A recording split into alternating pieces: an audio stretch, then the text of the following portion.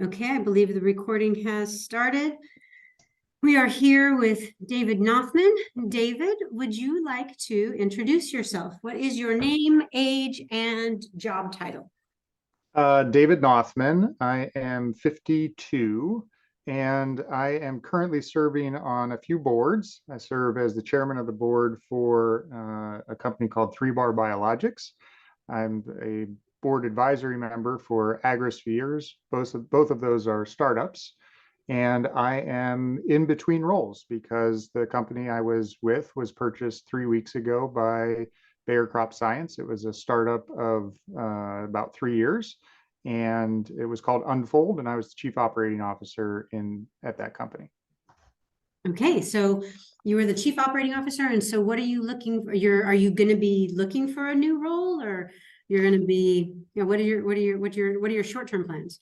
Yeah, so short-term plans are, looking for a job between October and December is not the best time to look for a job. In fact, I've been told it's the worst time to look for a job. But what I've been doing is a lot of networking, and the things that I am looking at are, a C-suite, a leadership role at a company that may be a little bit bigger, maybe a little bit more established than the startups I've been at, or a CEO role at a startup, preferably somebody who's going from a Series A to a Series B. So often those are, when you need a little bit more experience, and sometimes a founder has taken it to and through the Series A, but that they need somebody who's got a little bit more experience to take it Series B and beyond.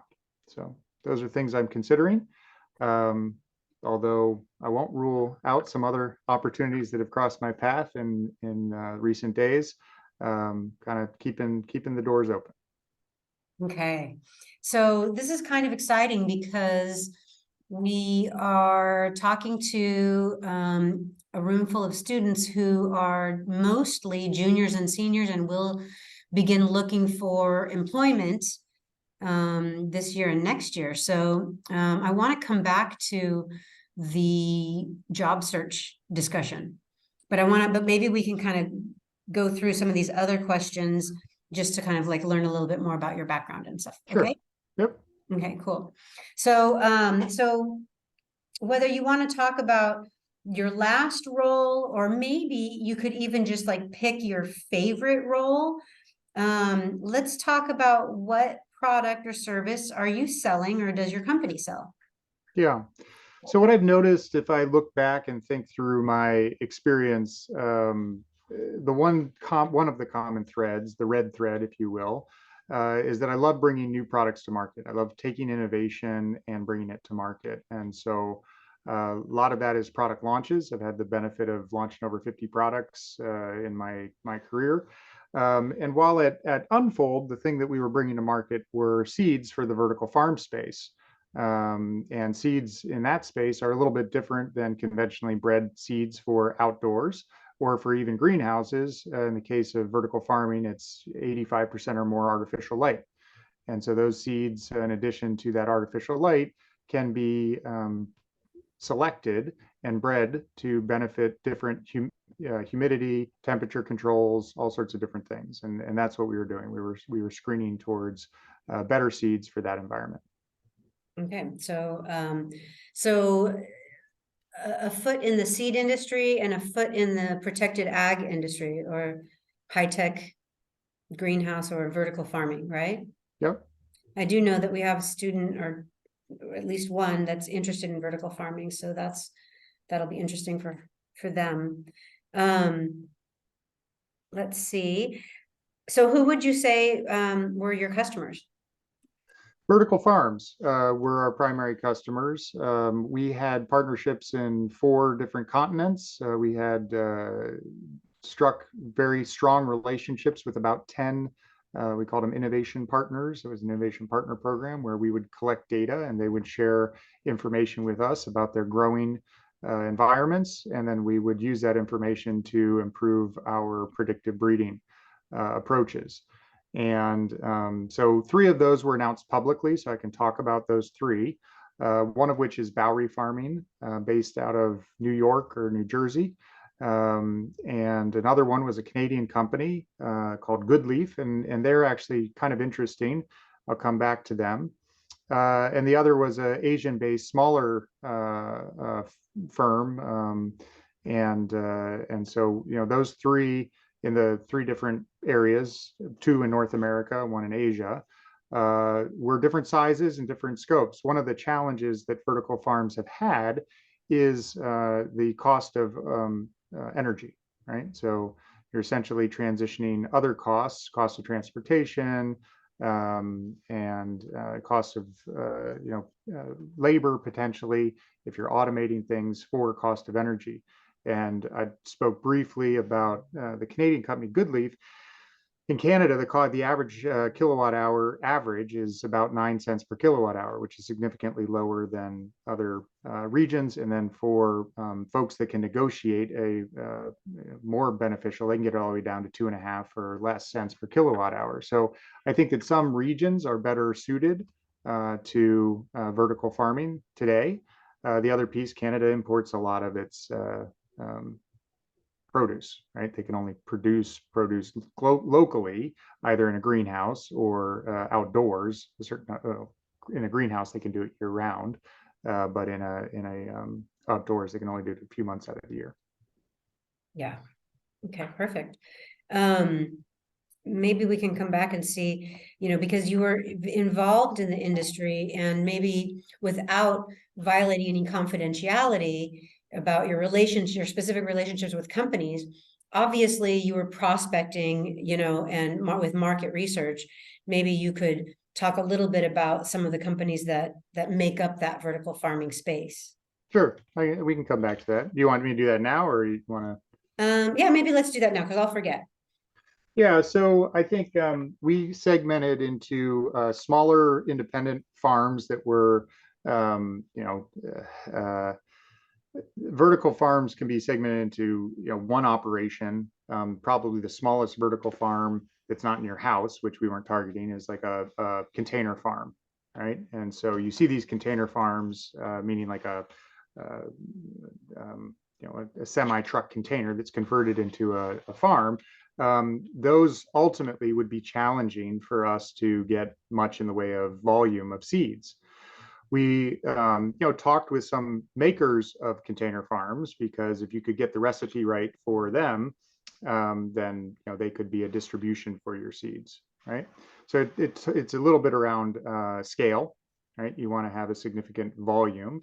And then so the next size, a medium size farm, would be somebody who may have a few, and we did it by square foot, or you have to look at the planting density as well. So a farm may be bigger but have a lower planting density, or smaller but have a higher planting density, and the opportunity for unfold was essentially the same, or actually better in some cases, with a smaller, higher planting density farm. So we looked at that, and then the large farms, and Bowery is an example of a farm that has several significant scaled operations. You can go on their website and sort of see where they have launched and where they are planning on launching in the future, and see that they've got some scale. And so those are the types of entities that could be really large customers. Goodleaf, which I alluded to in Canada, also is either just opening or about to open, or has opened two new sites in Canada, one of which is in Calgary, which I think may have just opened. Okay. Yeah. So thinking about pricing, how does your organization determine pricing? Yeah, it was pretty challenging. I like to go off of value-based pricing rather than cost plus. So there are lots of ways to think about pricing. So what's the value that we are bringing to the marketplace? And then what's the alternative? What are folks currently using? And without naming names of competitors, some of the folks we were working to displace, who people were buying seeds from, were folks who I think do a good job in the space that they do, but they're essentially resellers of seed. They buy up overproduction, and so they may not be the producers of their own seed. And so that's where a lot of companies in the vertical space were getting their seeds. And so consistency could have been an issue. Age of the seed could have been an issue. And then ultimately, they weren't bred for that environment. They may have been performing okay, but what we were doing is breeding and screening for seeds that would perform better in the vertical environment. So we would look at yield was number one, right? If you talk to any one of our customers, it had to meet a minimum yield threshold. And then there were some consistencies across customers about what they were looking for in terms of color, leaf shape, and everybody had some different things after that. Nutritional value, one of which was one of the companies was trying to differentiate on nutritional value, which interestingly had more to do with when a leafy product was harvested than it did really about anything else, right? But in a vertical farm, you can harvest it and have it on the plate the same day. Yeah. Yeah. So when you talk about value-based, how do you find out where the value is? I'm hearing that you have to probe for a lot of information from your customers, right? You do, and sometimes they're very forthcoming. Hey, we're using this variety. This is what we're paying for it. Sometimes customers are forthcoming with that, and sometimes a little more guarded because they know that you're going to, try to sell them something. But yes, our customers generally were forthcoming with what they were using and how our products were performing. We could either use trials in house to differentiate and sort of say, hey, in our environment, this is how our variety performs, realizing that we couldn't totally replicate all the farms because they had differences across them.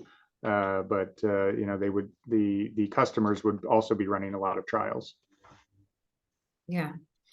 And so once you had a product launched with a customer, or just from a year-to-year perspective, how did you guys manage your forecasting? Forecasting.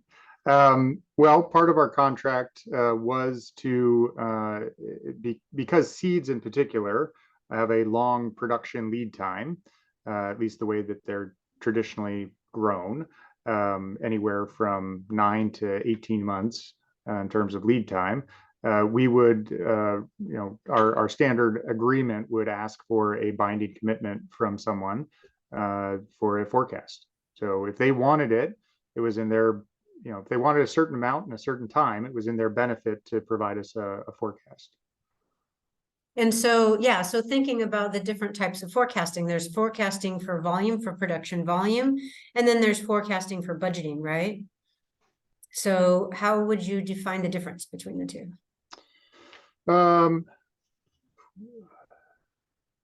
Forecasting for volume or forecasting for budget. I mean, in seed production, one of the big challenges is it's not like a industrial production where you can exactly know what's going to come out. So depending on who you talk with, somewhere between, you had to essentially budget when you were planning your seed production 30 to 50% more than what you thought you might need.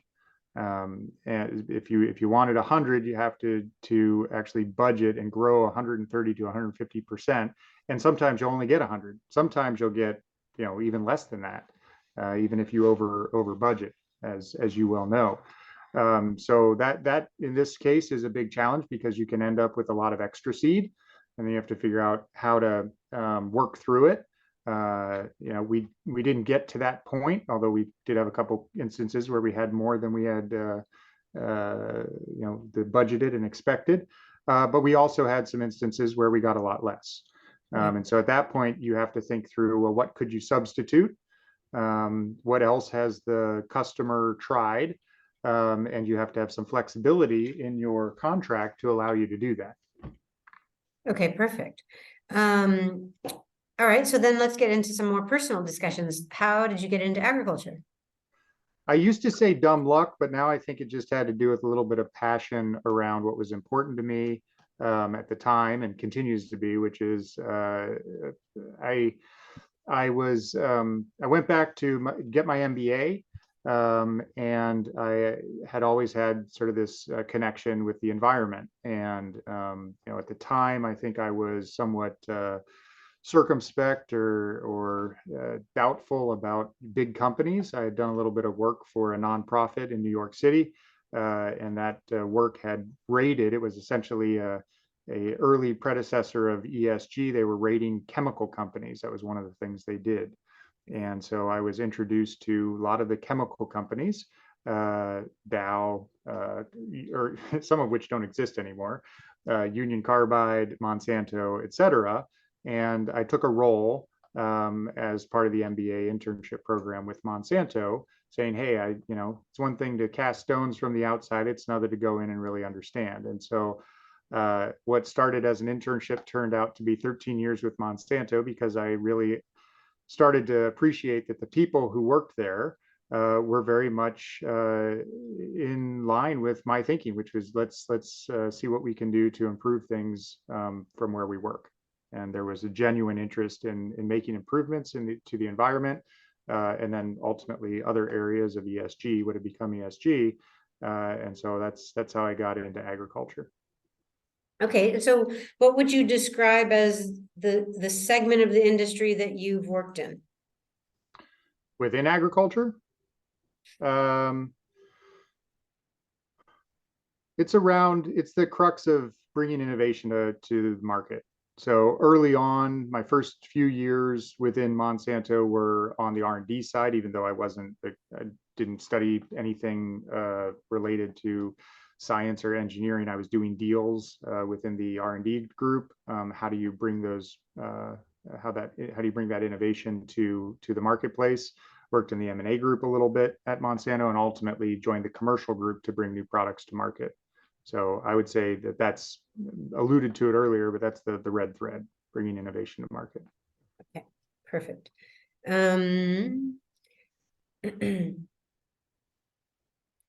All right, so what would you describe what did your career path look like? A lot of it was around learning, continuous learning. So at Monsanto, there was essentially a drive to take a role every 3 years ish, right? Try something new every 3 years and expand your breadth. And that was a corporate culture at Monsanto, which benefited me because I was always trying new things. When I left Monsanto, I went to a smaller growth stage startup, a 10-year-old startup. And I had a more senior role in startups. One of the benefits of startups is you have more breadth in your role. So I was on the leadership team. I got to interact with the board, and I had business development, product development, regulatory, a lot of groups that I normally wouldn't have had the exposure to, or leading anyway. Now I was in charge of. I went from there to a company that does contract research for agriculture, and I was leading and had profit loss accountability for ultimately two of their groups, agriculture and alternative energy. And I think actually this is a point I'll make because I think a lot of folks are like, oh well, successful people don't find themselves out of jobs. Well, I did. And I think it's important just to chat. We shut down the alternative energy because when I inherited it, we were not profitable. We got it to break even, but my recommendation was, look, it's going to take a lot of investment to make this thing profitable. I think we ought to shut it down, which I did. And I found homes for most of the people who were in that group, and I felt good about that. But ultimately, it meant that now I was running one, and they were interested in doing something, in terms of milking the group, the ag group. And I was like, that's not what I want to do. I want to grow something. So I took a package and had to find a new job. That's what brought me out to California. Found a role within Sumitomo Chemical, leading the product management, marketing, and strategy for Valent, which is a chemical company. It's the North American arm for Sumitomo Chemical, and I had some P&L accountability there, but again was trying to grow into different areas. So I was there for about 4 years, I think, and again through some consolidation, Sumitomo, after a few downsizes that I was part of organizing, I was part of a downsize and took another package. And when I mean a package, it means they give you a severance. And just for this group, it essentially means that you don't have a job, but you have a little bit of money that can tide you over to find that next role. So that's part of what happens in larger companies. So I said to myself, I always want to do the startup thing. I'd been involved between when I was laid off at Battelle and joining Valent. I got involved with some startups as an advisor, and I said I always wanted to do that firsthand. So I joined Terramera, based in Canada, as their chief revenue officer. I'd done some consulting in the meantime, trying to keep my brain wired and excited. I landed this role at Terramera, which was also interesting. It was during COVID. So it was about 120 people plus or minus. And I only got to meet about 5 people, the 5 that came down to the US. I was there for about 14 months. We grew the business, the organic business. I sold the business. And ultimately, they were moving in a direction that I didn't want to go. Not because I don't believe in it, but it didn't have my background. And so I took a role with Unfold. And so that's what landed me there. 2 years later, we had made some recommendations to the board on how to evolve because the vertical farm space was becoming challenging economically, and a lot of our customers were going out of business, or target customers. So we made some recommendations, which some of the board liked, some of the board didn't like. But it led us to an acquisition target, and Bayer bought us 3 weeks ago. Nice. Okay. So this is going to take me to the next question, but I think, so my next question is, what is your educational background, and are there necessary degrees or certificates to do what you do? But I'd like to add, like, what, you're really good at finding a job, finding the next fun opportunity, right? I think from the time that I've known you, it's always exciting to talk to you to see what's on the horizon. So, like, what skills, what education, what degrees, certificates, or skills would you say are critical for that type of for what you do in the industry? Yeah, it's interesting. I just came back from a conference, the Cultivating Change Foundation conference in DC, which is the LGBTQ group in agriculture. And one of the things they had us do was an exercise that was a little bit like, what's your superpower, right? Okay. What do you do better than other people? And they did a really good job at it, because a lot of people will say, oh, this is my superpower, and then they kind of discount it.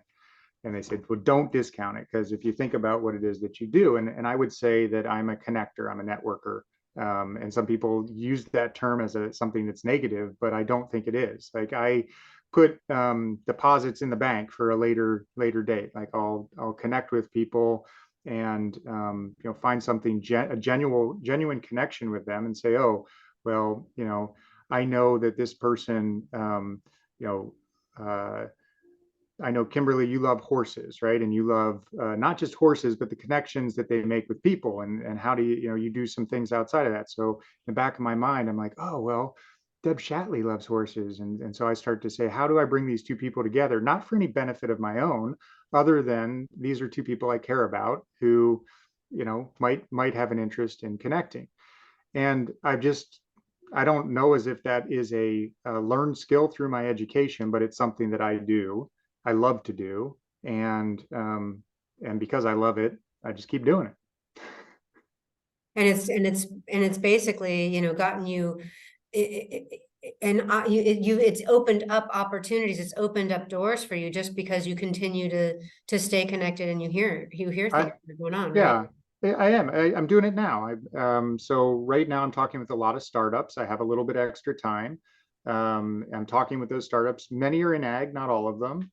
They see on my LinkedIn profile, oh, he's an investor, maybe he's got some money, right? And so I'm like, okay, well, I got a limited amount of that, but I have some time that I didn't have 6 months ago, right? Because I was fully employed.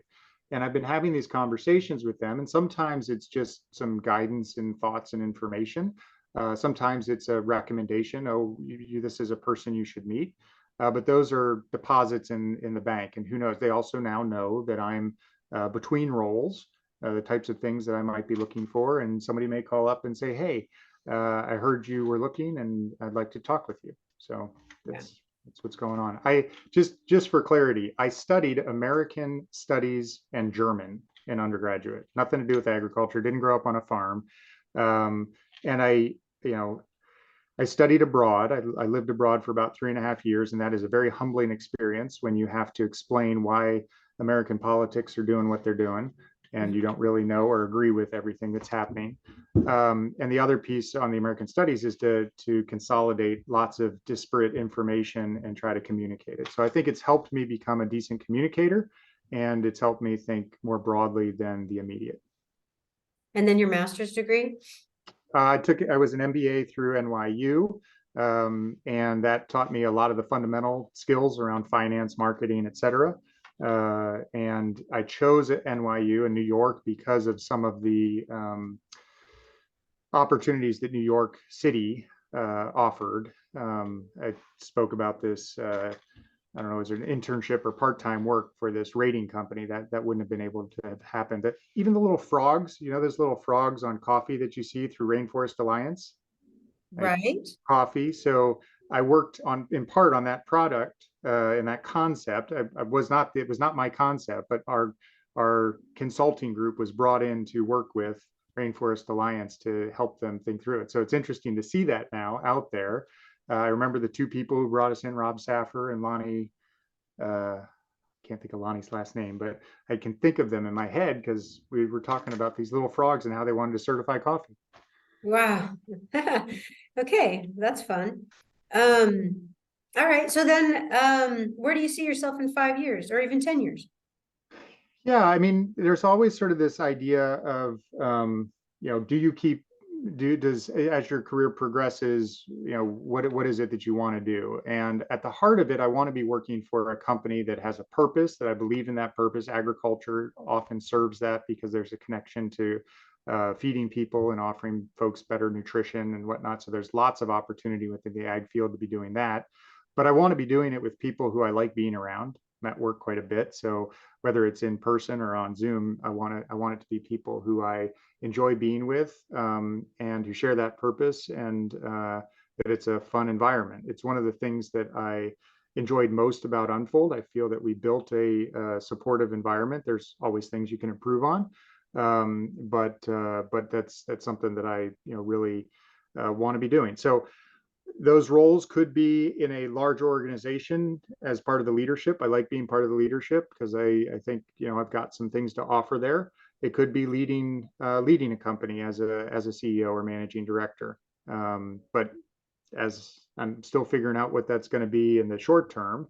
But I'd like to be at a company for 3 to 5 years.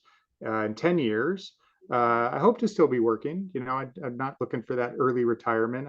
It's hard to see myself retired at 62.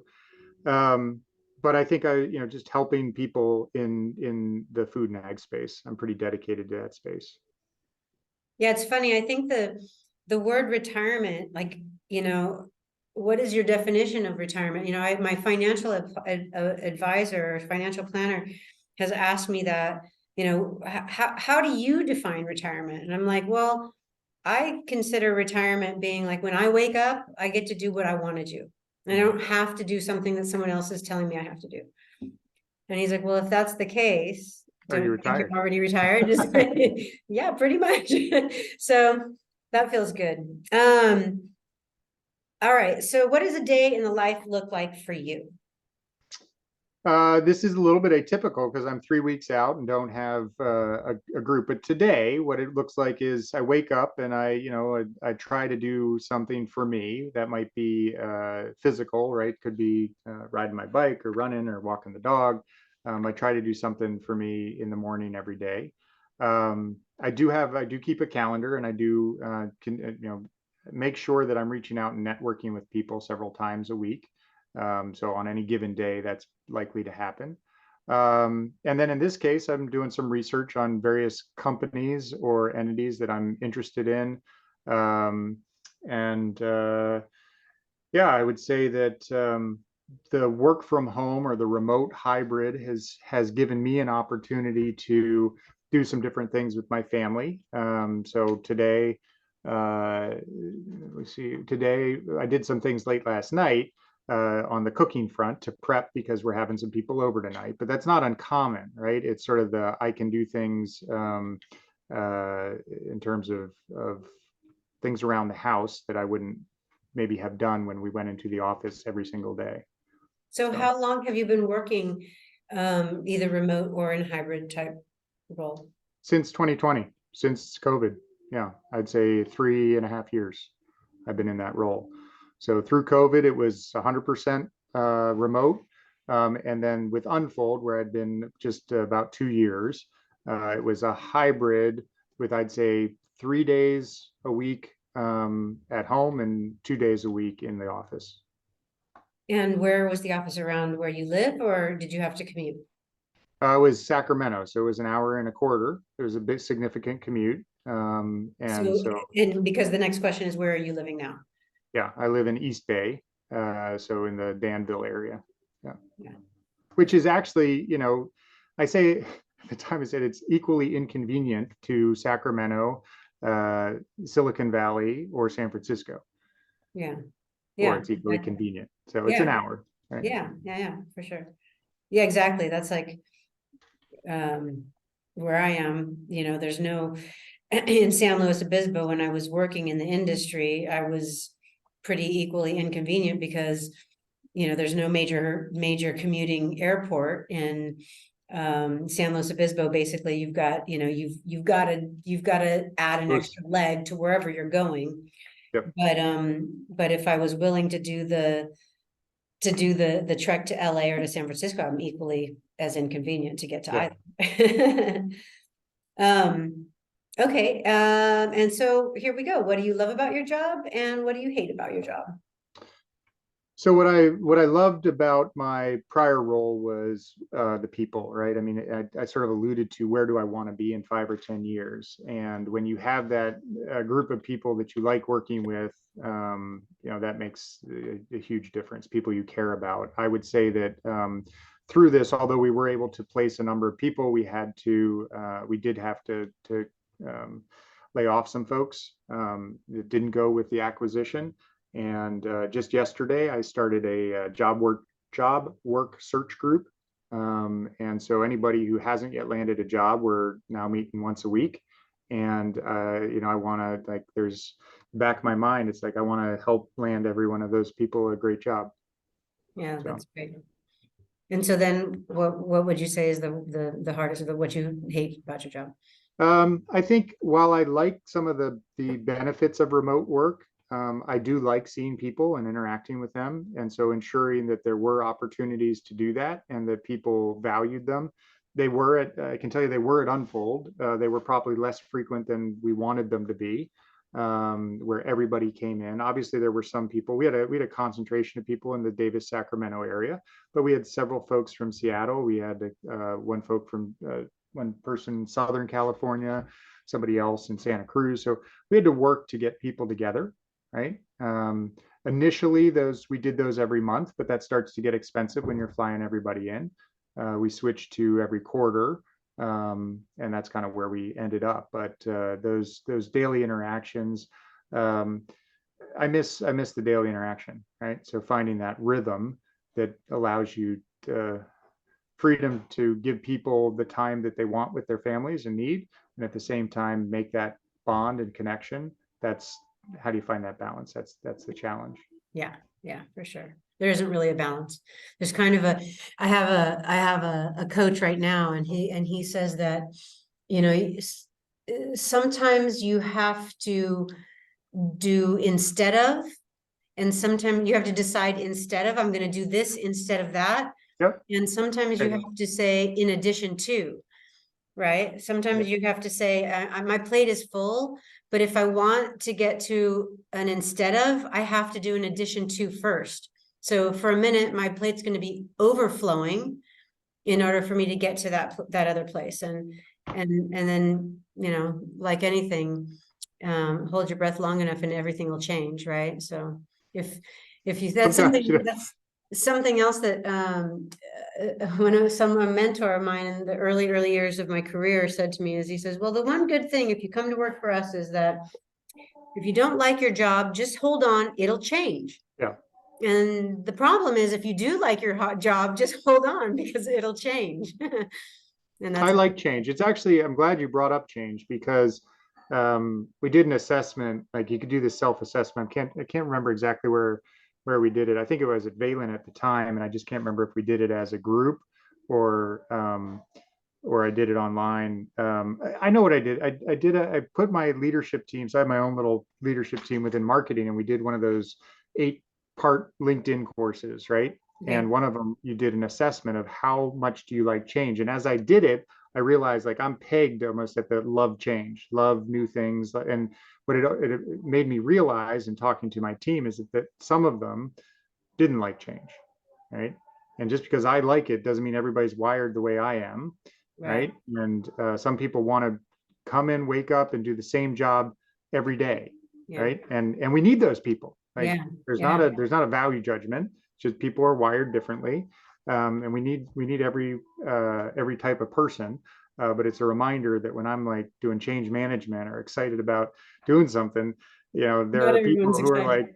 like, can't do it. Yeah, for sure. Yeah, for sure. Right on. Okay, well, that's all I've got. Are there any closing comments you want to leave for the students? The closing comments would be, and there's nothing wrong with having a plan. I actually think that having a plan is good. Um, just be aware that just like a budget, which is wrong the day after you make it, your plan will change. So revisit your plan, be open to the changes that could exist, and try something new. Maybe it's okay to try something that's outside of your plan, and just assess: am I learning something from this? Am I excited about it? And maybe that'll get you to revise your plan in a different way. Perfect. Thanks. Okay, I'm going to stop recording.